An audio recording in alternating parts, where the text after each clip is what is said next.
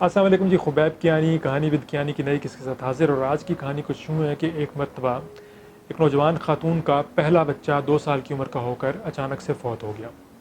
اس نوجوان خاتون کی اپنے بچے سے محبت جو تھی وہ بیان سے باہر تھی.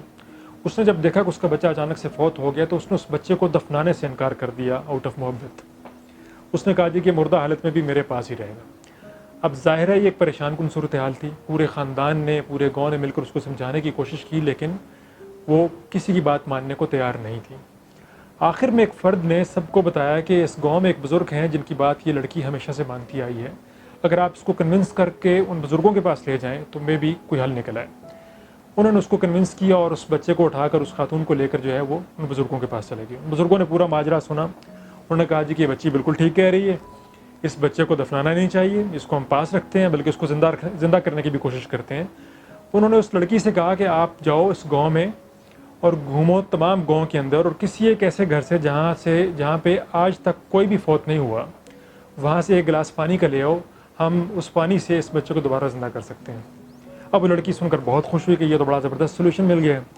وہ بھاگتے ہوئے پورے گاؤں میں ایک ایک گھر میں جا کے اس نے نوک کیا. اس نے پوچھا جی آپ کے گھر میں آج تک اگر کوئی فوت نہیں ہوا تو مجھے ایک گلاس پانی دے دیجیے. ظاہر ہے اس طرح کا کہیں پہ کوئی گھر نہیں ہوتا جہاں پر کبھی بھی کوئی فوتگی نہ ہوئی ہو. کہیں نہ کہیں کوئی نہ کوئی فوت ہوا ہوتا ہے.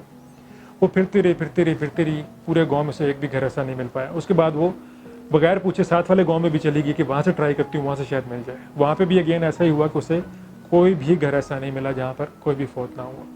تو اس سفر میں جو اس نے کیا 2 گاؤں کے اندر، اچانک سے اس کے ذہن میں یہ بات آئی کہ کہیں بزرگ مجھے یہ سمجھانے کی کوشش تو نہیں کرتے کہ ڈیتھ جو ہے، یہ جو کھو جانا ہے، چیزوں کا گم ہو جانا ہے، چیزوں کا چلے جانا جو ہے، یا زندگیوں کو چلے جانا جو ہے، یہ انسانی زندگی کا حصہ ہے.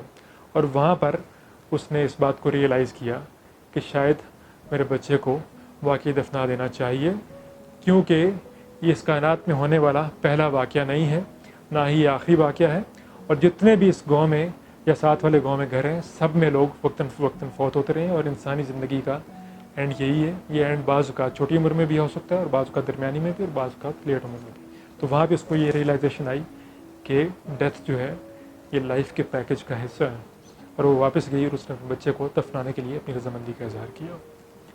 تو کہانی کا سبق یہ ہے کہ جتنی بھی نعمتیں ہمیں ملتی ہیں، ان نعمتوں کو لیتے وقت جس گریس کا مظاہرہ ہم کرتے ہیں، جس انڈرسٹینڈنگ کا اور جس گریٹیٹیوڈ کا، شکر گزاری کا مظاہرہ کرتے ہیں، دیتے وقت بھی دینا ایک بہت ہی مشکل پروسیس ہے.